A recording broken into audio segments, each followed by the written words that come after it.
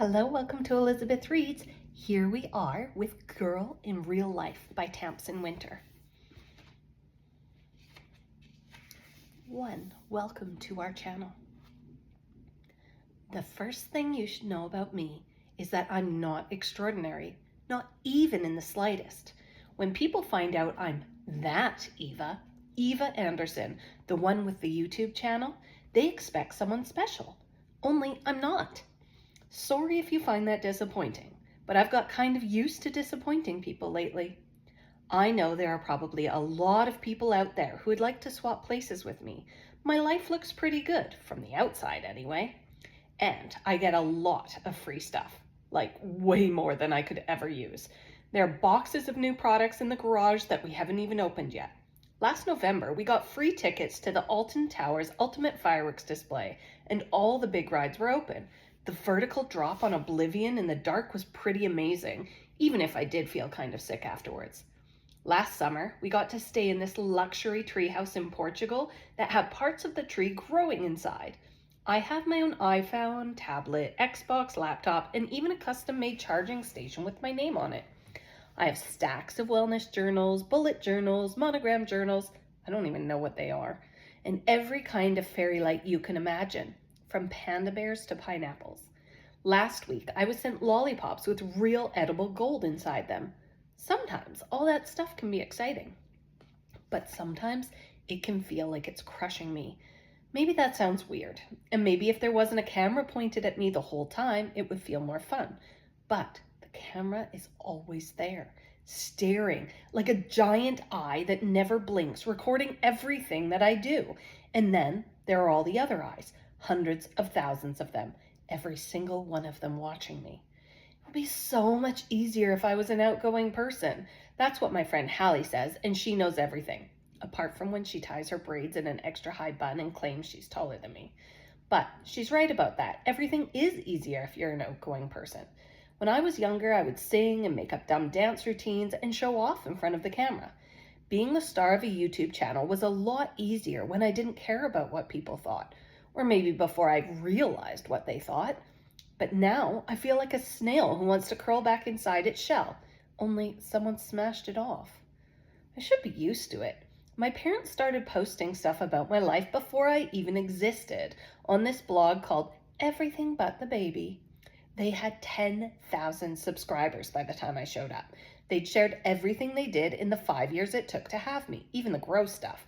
That's longer than I waited for my hair to grow all the way down my back. Mom keeps the scanned photo next to her bed in a picture frame that says, Our Miracle. Only, to me, it looks more like a floating alien.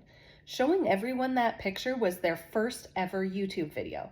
9 minutes of my parents crying and hugging each other, along with millions of love heart eyes emojis popping up. I can't watch it without cringing. I doubt anyone can.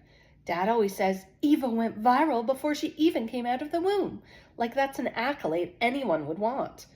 Anyway, the video where I star as a floating alien was only the beginning. My parents called their new channel All About Eva, and I guess the name is pretty accurate. There's something from almost every day of my life. Only somehow, the Eva in their videos doesn't feel that much like me anymore. It's probably because recently I've spent most of my time wishing it wasn't me. Like the first day back at school after the summer when Elfie Stevens in my class found the clip of me going down the extreme blaster slide at Tropical Islands Water Park. As I drop 6 meters into the plunge pool, my swimsuit wedgie is visible for exactly 1.8 seconds. My friend Spud told me not to worry about it. He said, swimsuit plus high velocity equals wedgie. Apparently it's simple physics. Although physics has never felt very simple to me, I'm still not sure which was harder to survive, the extreme blaster or the first day of year 8. When I got home that day, I begged Dad to edit my wedgie out of the water park video, but he said it was the only footage they had of me going down that famous slide. And besides, he said, no one in their right mind would even notice the wedgie with your gawky belly flop, which was not exactly reassuring. So, my swimsuit wedgie belly flop is still on YouTube, along with 10,000 other embarrassing moments of my life. But all the stuff that my parents don't want anyone to see, that never goes on the channel. Like the flapping chicken arm thing Mom does to get her deodorant to dry, or Dad using his electric nose hair trimmer. In case you've never watched an All About Eva video, let me give you the highlights reel. Age 0, introducing Eva, 325,000 likes. A stump of umbilical cord is still attached to my stomach. It's blackish yellow, like a too-ripe banana, and that's not even the most disgusting thing. The video includes Mom doing my first nappy change. Age 1, Eva's first steps, 293,000 likes. This is supposed to be a secret, but these weren't even my first steps. Mom had been filming me non-stop for days because she was certain I was about to walk. Then, the one time she put the camera down, I tottered across the living room. Accidentally doing important milestones off camera really annoys my parents.